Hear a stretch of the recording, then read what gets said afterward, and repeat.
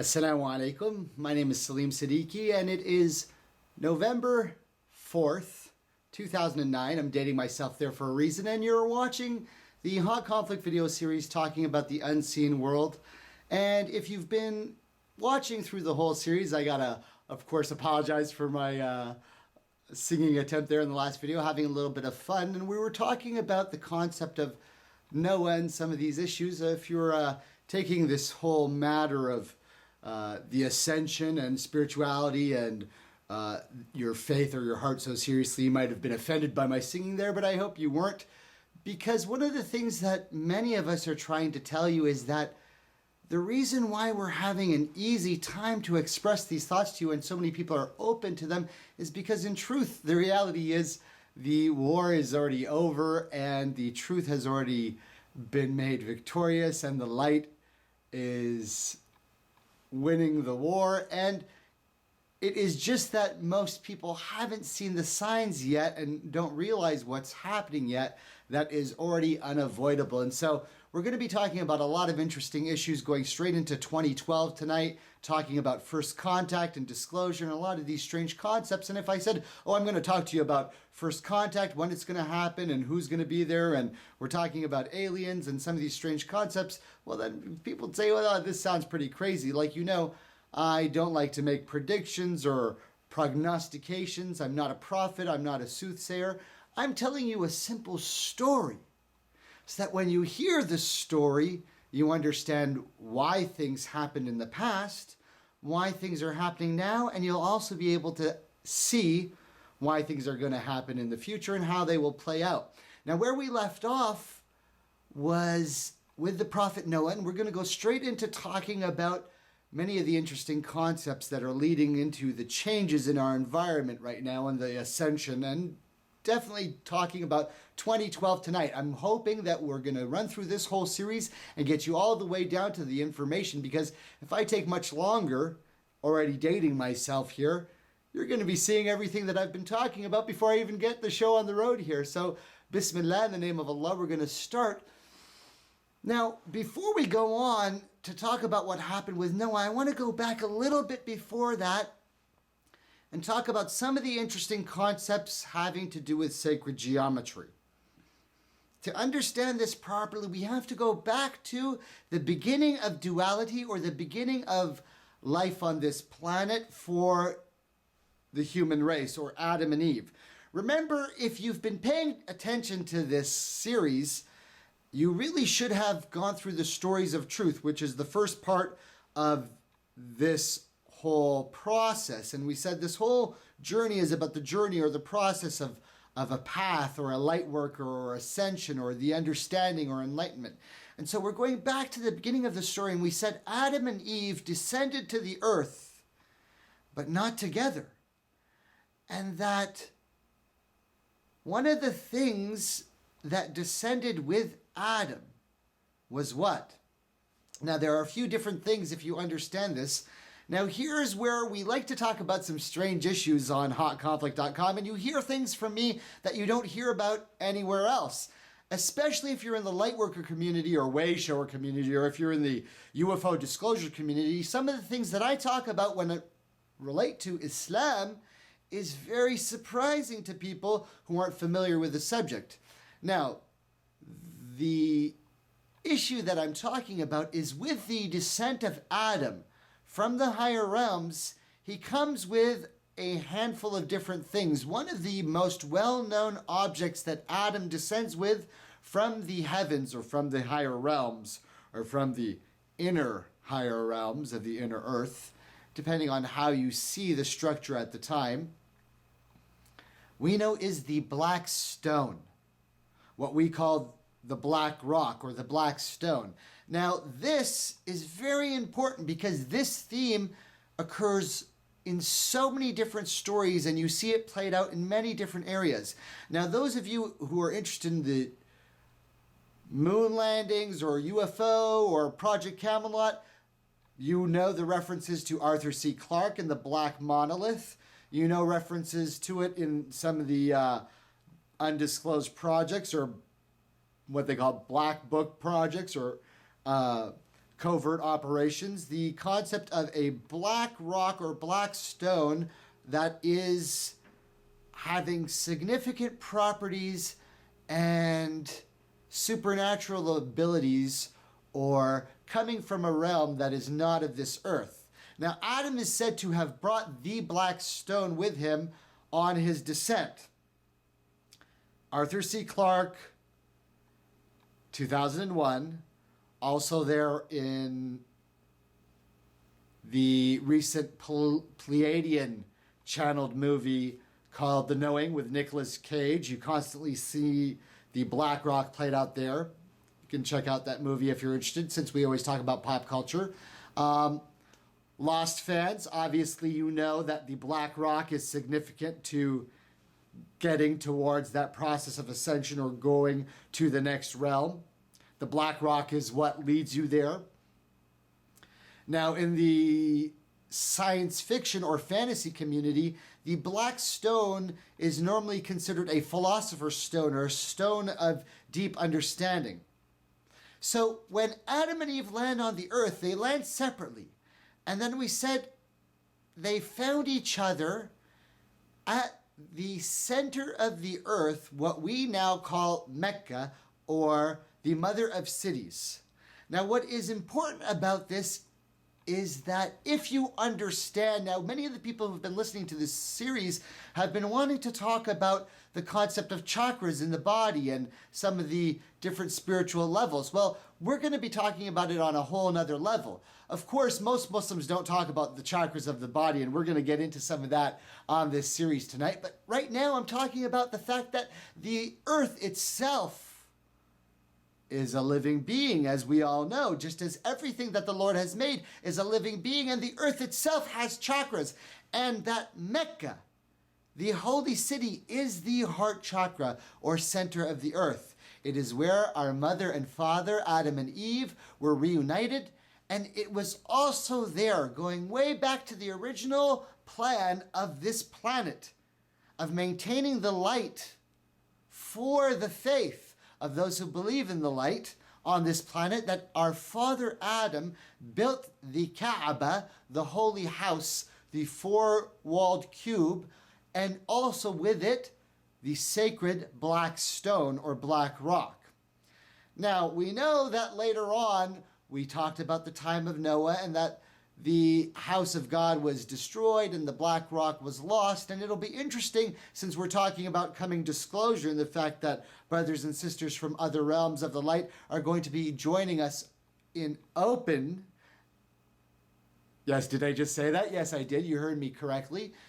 And so many of my brothers and sisters are going to be telling you some interesting stories about what happened with the black rock, the significance of the black stone, and what might have happened to it. But we're going on with what happened with the time of Noah, that we said that after Adam, slowly mankind was pushed deeper into the descent of darkness. And even though there was much interaction with brothers and sisters from the higher realms, we said that we knew that both benevolent and malevolent interaction was going on, because we said a challenge had been made between Lucifer, or Satan, and mankind, that the prime directive of non-interference with the development of man was challenged. And that led to a series of strange events on the earth, culminating in the finale of the earth happening at the time of Noah.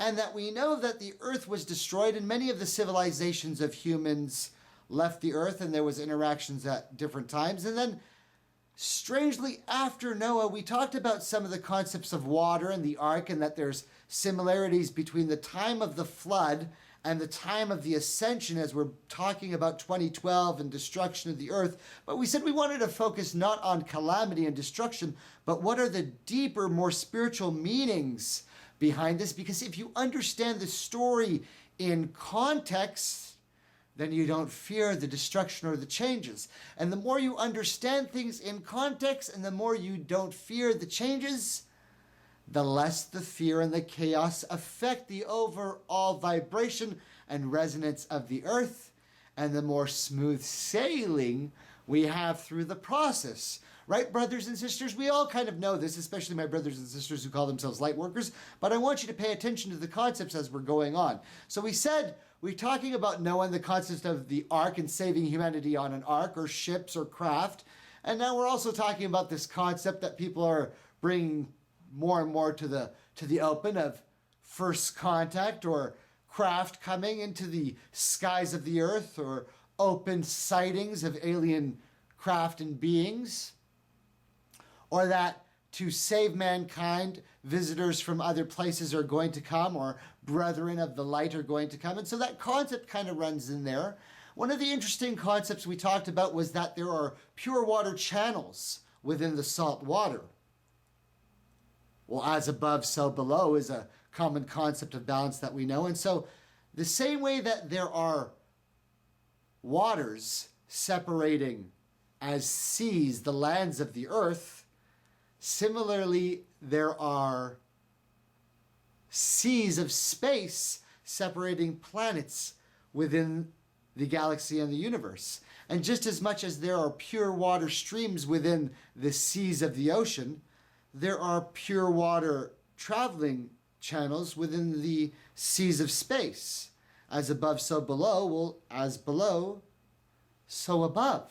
You see, the balance goes both ways. And so we're going to be talking about some interesting concepts here. I just wanted to throw that one out there since you could see how that relates to the time of Noah and some of the interesting things we talked about. But what happens after Noah is that various races take up different stands with what to do with humanity, and a process gets enacted again where most of the beings of the light stay away from humankind, because they realize that to interfere with mankind before their process of evolving spiritually to the level of understanding would continue to lead to an improper balance or a break in resonance or the fabric or the proper dissemination of light. You see, because many times people with noble intentions try to do something that was not based on the pattern. And even with the noble intentions, it didn't go according to divine decree and therefore ended up resulting in greater chaos. And we see that before the time of Noah. But we understand some interesting concepts that there were beings of other dimensions interacting with the sons of man and even sexually interacting with the sons of man, and something strange about what has to happen, even according to my Christian brothers, sisters, is that just like the time of Noah, so shall be the return of the Son of Man, referring to my brother Isa, Jesus, son of Mary. He even referring to himself as a son of man in that most noble status, and his return saying that mankind in their highest form, referring to it then. But there's an interesting piece of information there referring to the idea that mankind would be interacting with some of the beings from the other dimensions, both human and otherwise, before the return of our brother Jesus, son of Mary, or the second coming, as we might call it. And if we're looking at 2012, or this coming change, as people like to call it, this coming shift in understanding, first with the concepts of dark rift or a coming enlightenment, then we see that the idea that that is related to the flood implies that first contact, and well, not first contact, but open contact, once again, should happen before those changes. That's interesting. Did I just say that? Yes, I did. The text suggests, both biblically and otherwise, and even from the Quran and a proper understanding of the time of Noah, that contact with other races, that we would call the jinn or other beings, and human of the flesh like us from other places, would occur before the changes that we're talking about. Why that is important, we'll get to later on in the story. But for right now, I want you to see that many of the races try to do different things, and we'll be understanding more of this in greater detail. But I want you to realize that many of the civilizations that we call humans on Earth have come from many other planets in the universe. And many of the tribes and ancient people from all over the world have been seeded into this planet. And they were taught to maintain their culture and the stories of their ancestors and their original scriptures and live here in peace, and told to maintain the stories of their ancient ones and wait for the time of the changes. And you see this story played out in all of their scriptures from many of the ancient communities all over the earth. Similar understandings of beings from the stars, a similar understanding of the Great Flood, a similar understanding in each their own unique way of communing with nature and the environment and reading the patterns and signs, a deeper spirituality and oneness as a community, and a common thread that there is going to be a similar change for all of mankind, and that there are common signs to that coming. And that many of the brothers and sisters from many communities talk about both communities within the earth and communities upon the earth and communities up above in the heavens. And so understanding that many communities, various different genetic bloodlines and ancestry, were then placed on the earth and formed colonies and their own civilizations, slowly getting us to the point that we're in right now, where great mixing occurs and an awakening happens. But I'm getting too far ahead of myself. You see, we have to go back to right after the time of Noah, where darkness again is upon the earth. And even though many of these communities have been seated in, the idea that any beings of light are upon the earth is no longer there.